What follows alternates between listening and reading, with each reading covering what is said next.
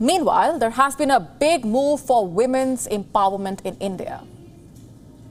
Women's Reservation Bill has been tabled in the lower house of the Indian Parliament. It will now be deliberated on by the members of the Parliament. Prime Minister Modi has described it as an Agni Pariksha or trial by fire for the MPs.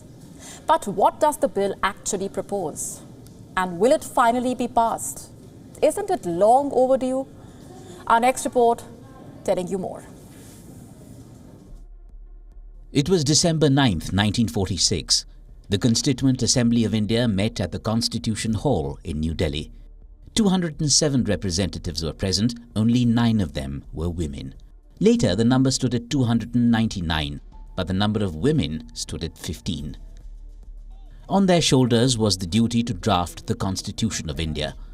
For almost 3 years, they sat in the Constituent Assembly to discuss, debate and shape India's constitution. Many of them endured child marriages and widowhood, yet they served the country. These women walked so women today could run. Today, there are 542 members in the lower house of the Parliament.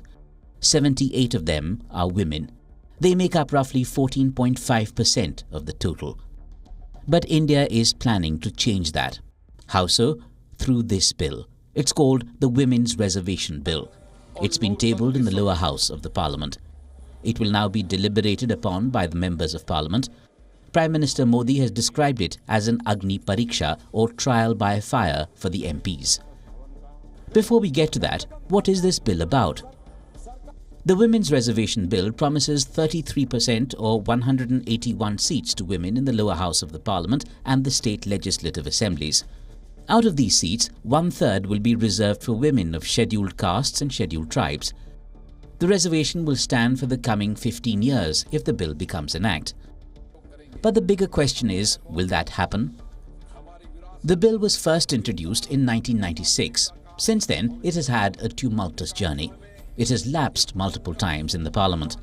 The bill has stayed undecided on for 27 long years. Even before this, it was former Prime Minister Rajiv Gandhi who first introduced women's reservation in elected bodies. His Constitution Amendment Bill aimed to provide 1/3 reservation for women in rural and urban local bodies. The bill was passed in the lower house, but it failed to gain traction in the upper house. The Congress couldn't get everyone on board. But now, with so much conversation around the Women's Reservation Bill, the opposition seems keen to take the credit. When former Congress President Sonia Gandhi was asked about the bill, she said, and I quote, "It's ours." But is it really? While talking about women's reservation back then was unprecedented, why wasn't it put into action? The Congress has now formed an alliance with the Samajwadi Party. But until a few years ago, it was the same Samajwadi Party that opposed the bill the Congress was pushing for. Politics aside, the Women's Reservation Bill will be a huge leap towards women's empowerment. It's been a talking point for almost 3 decades. It's about time it gets passed. Bureau Report, WION World is One. WION now available in your country. Download the app now. Get all the updates on the move.